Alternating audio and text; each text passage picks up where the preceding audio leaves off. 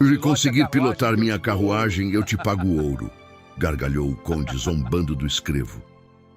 Era para ser uma humilhação pública.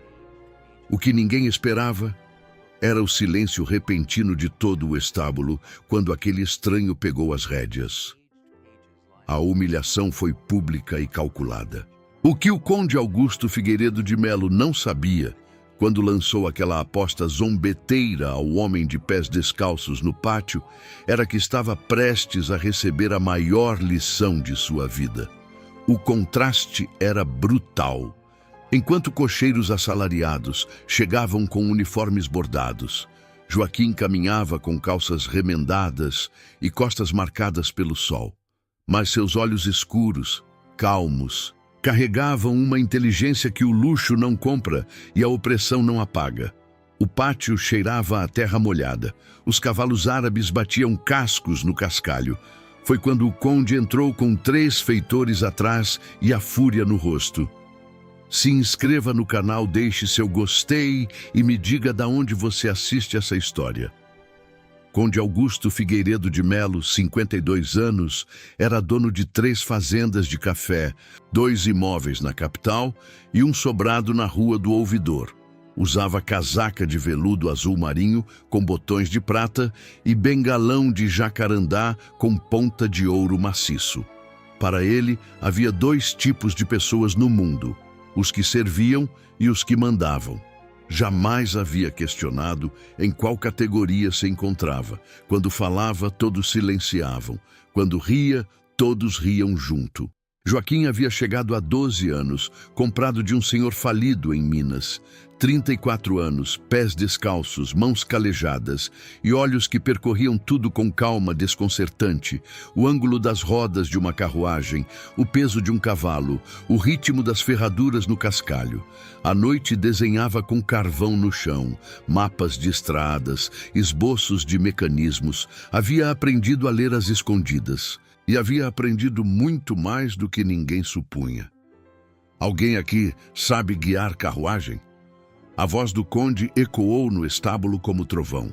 Os escravos recuaram. A rota passava pela estrada da serra, ladeira que havia virado 3 carruagens nos últimos anos. Morte certa para os cavalos, castigo certo para o cocheiro. Ninguém se ofereceu. Ninguém, exceto Joaquim, que ergueu os olhos do balde d'água com a calma de quem não tem mais nada a perder. Eu sei, senhor. O conde soltou uma gargalhada seca e cruel. Suas mãos suportam o máximo de um balde e uma vassoura. Os feitores sorriram atentos. Se conseguir pilotar minha carruagem até o palácio sem arranhar o verniz, te pago em ouro. Joaquim respondeu com 4 palavras. Quando partimos, senhor? A aposta havia sido lançada como quem joga uma moeda para um cão, sem intenção real de acertar. O conde aceitou por desespero, impondo que o feitor Basílio viajasse ao lado para garantir que o animal não fugisse com a carruagem. Os outros escravos observaram Joaquim partir em silêncio. Alguns balançaram a cabeça.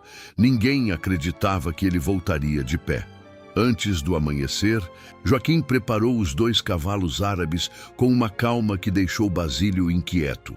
Falou com os animais em voz baixa, quase um murmúrio. Ajustou as rédeas com milímetros de diferença de um lado para o outro, técnica que equilibrava a tensão muscular em curvas fechadas. Testou o freio 3 vezes. Está delirando ou é feitiço? Murmurou Basílio para o feitor que ficou para trás. A carruagem partiu. Enquanto as rodas cortavam o cascalho, a mente de Joaquim voltou anos atrás. Era filho de uma mulher que havia trabalhado nas cozinhas do antigo senhor por 30 anos. Cresceu aprendendo a invisibilidade como estratégia de sobrevivência. Numa tarde em que o filho do senhor deixou um livro aberto na mesa, um tratado de mecânica europeu com ilustrações de engrenagens, Joaquim limpou o assoalho devagar. Muito devagar. Leu a página inteira. Voltou no dia seguinte. E no seguinte. Durante 2 anos, limpou aquela biblioteca com uma atenção que nenhum feitor jamais suspeitaria ser fascinação intelectual. Aprendeu sobre alavancas, ângulos de inclinação, distribuição de peso em eixos.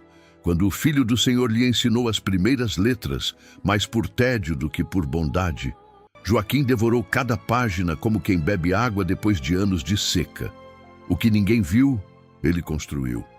De volta ao presente, a estrada da serra se aproximava. Basílio apertou as mãos no banco. O que aconteceu nos próximos 3 minutos faria Basílio contar aquela história pelo resto da vida. Na entrada da descida temida, Joaquim reduziu a velocidade no ponto exato, não por instinto, mas por cálculo. Guiou os cavalos pelo lado interno da curva com precisão cirúrgica. A carruagem deslizou pela ladeira como pedra sobre veludo. Nenhum solavanco, nenhum rangido de eixo. Basílio ficou imóvel, incapaz de falar.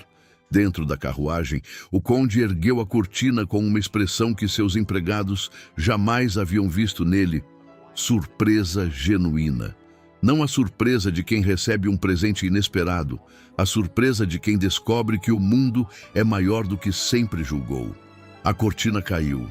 O silêncio que se seguiu era a primeira rachadura numa muralha de 50 anos. No Palácio Imperial, quando a carruagem parou na escadaria, o barão de Itacolomi aproximou-se para cumprimentar. Seus olhos foram direto para Joaquim, para a forma como dobrou as rédeas, para o ângulo em que posicionou os cavalos em paralelo perfeito, sem tensão nos arreios. Augusto, disse o barão em voz baixa, de onde você tirou esse cocheiro, esse homem guia com a técnica dos cocheiros reais de Viena? O conde abriu a boca, fechou. Pela primeira vez em décadas, o homem que sempre sabia o que dizer não encontrou palavras. O conde tentou recuperar a compostura no salão. Cumprimentou duques e baronesas com o sorriso de sempre, mas seus pensamentos estavam no pátio lá fora, onde Joaquim aguardava com os cavalos. Algo havia se movido nele, um pensamento desconfortável que não conseguia nomear e que doía justamente por isso. Foi quando veio a segunda revelação, a mais devastadora. O cavalo importado do Marquês de Valença fraturou uma ferradura na pedra do pátio. 3 contos de réis de animal inglês, manco, impedindo a saída do Marquês, que precisava partir antes da meia-noite por ordens médicas. Nenhum cocheiro presente sabia o que fazer. O veterinário imperial foi chamado às pressas, mas levaria tempo que não havia. Foi então que Joaquim pediu licença. Examinou o casco com dedos que conheciam cada tendão, cada ângulo de pressão. Pediu martelo, prego e uma tira de couro. Em 20 minutos, aplicou uma ferradura provisória que o veterinário confirmou ser idêntica ao método usado nas cavalariças reais de Lisboa. O pátio ficou em silêncio total. Olhares cruzaram o ar como faíscas. Quem te ensinou isso? O Marquês de Valença perguntou diretamente, como quem percebe estar diante de algo que não cabe nas categorias que conhece. Joaquim respondeu sem erguer nem baixar os olhos, sem pressa, sem medo. Aprendi nos livros que o senhor Antônio Figueiredo tinha na biblioteca, quando eu limpava os assoalhos à noite. O silêncio que se seguiu era diferente de todos os outros. Era o silêncio de quando uma verdade enorme ocupa o espaço de mentiras que duraram muito tempo. O conde Augusto, que havia ouvido de perto, sentiu o chão desaparecer sob seus pés. Não de vergonha pública, mas de uma vergonha mais profunda e mais difícil de suportar, a de si mesmo. Duques trocaram olhares. Baronesas sussurraram. O barão de Itacolomi posicionou-se ao lado do conde e disse, sem tentar ser discreto, Augusto, você tem usado mãos de engenheiro para carregar balde d'água. A frase caiu como sentença. O conde não respondeu. Não havia resposta que não fosse uma confissão. Joaquim aguardava, imóvel, sem triunfo no rosto, apenas a tranquilidade profunda de quem esperou anos por um momento que não precisava de aplausos para ser real. Na volta, dentro da carruagem que deslizava pelas ruas da capital adormecida, o conde ficou com os olhos na cortina fechada. 12 anos, 12 anos aquele homem havia limpado assoalhos, carregado baldes, consertado arreios e estudado, desenhado, crescido, enquanto o mundo que o aprisionava insistia em ver apenas o balde.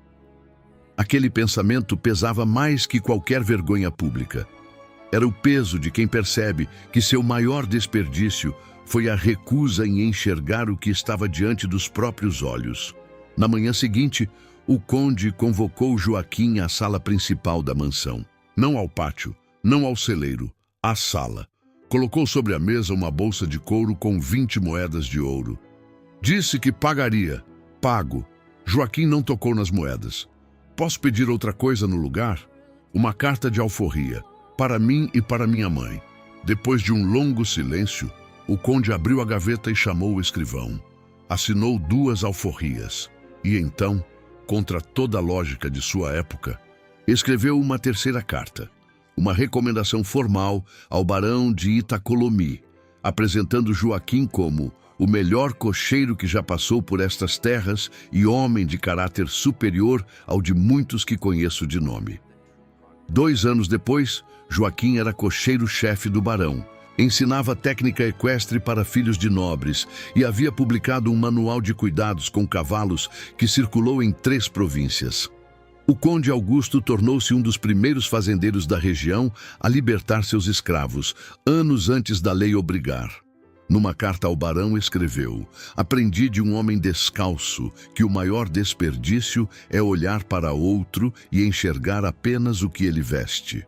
Durante gerações, a história de Joaquim foi contada não como a história de um escravo que venceu, mas como a de um homem que sempre foi livre por dentro e que esperou com dignidade o dia em que o mundo fosse grande o suficiente para enxergar isso. Porque o talento não pede licença para existir, ele apenas aguarda.